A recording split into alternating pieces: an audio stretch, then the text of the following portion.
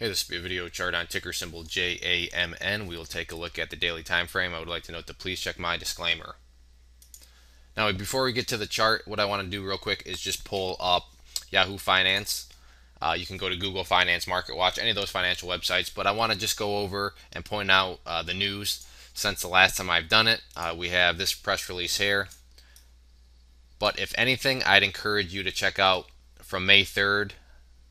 So at the time of this video, the third bullet point down on Yahoo Finance, the video that was at thestreet.com. So I'm assuming if you've been around a while, you've heard of the street, and not many times will you ever see a penny stock, on the street, let alone a video. So I'd encourage you to check that out. But the one big difference from now compared to the last time I did the video was, the video came out, this news release about distribution came out, and you really didn't, it hadn't been factored in the chart yet, so you didn't know how the market was really going to react. So it was still a pretty big unknown at that point in time. But now fast forward a few days to Friday today, May 10th, and we have the answer. And going back to the chart, you can see that the results have been very good. So just to kind of put things into perspective, this is what the chart looked like before I did the first time I did the video a couple days ago.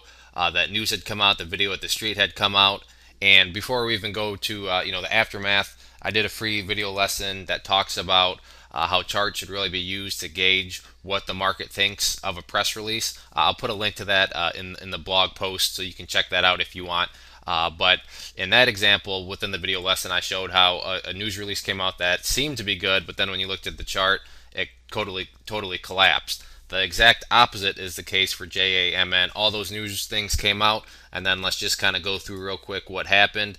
That was the day after the video. You can see it broke above that purple line there, which was important. And then that was followed by another very nice day on Thursday. And then today, put new highs in again, up as high as 37, but did finish red. Not really that shocking, though, when you consider where the price was down here, and then you combine that with the fact that today is Friday, so you're always going to have those profit takers that want to take some off the table going into the weekend.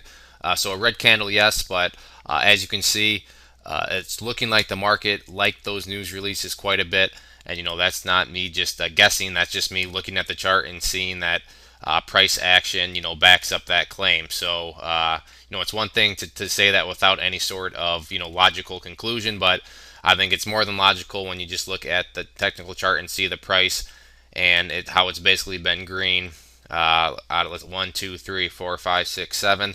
So 6 out of the past 7 days green. If that doesn't tell you that the market likes the news, I don't know what does. So want to get things updated. And the first thing is, if the price does pull back because of this move it's had and this upwards move here, there are a lot of new support levels below it. The first level of support, and last time I did the video I talked about this being a resistance, is this purple line here based at 31 cents. This is now a level of support, and we also have our shorter term moving averages down there, that blue line and gray line, blue line being the 10-day simple moving average, gray line being the 20-day simple moving average. Those are also levels of support. The 10-day valued at 30 cents, 20-day valued at 29 cents. So these are newer levels of support. Another new level of support that was put in yesterday actually was this previous high there, and that's based off of the high on 4/9, so April 9th, and that is at 34 cents. I'm going to leave this line skinny because while it is a level of support, if the price does fall below it, no need to panic or anything like that.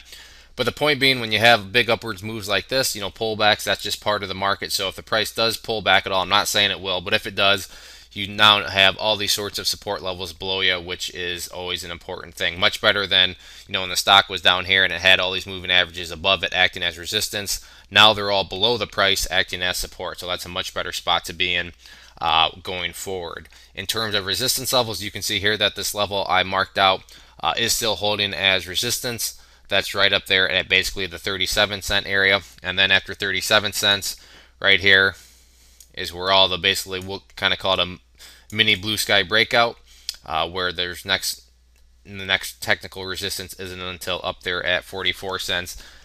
And then after that, if I scrunch up the chart a bit more, you can see then that's kind of where the floodgates really open up, as next levels of resistance aren't until basically the 50s and then 60s based on these previous highs here. But one step at a time.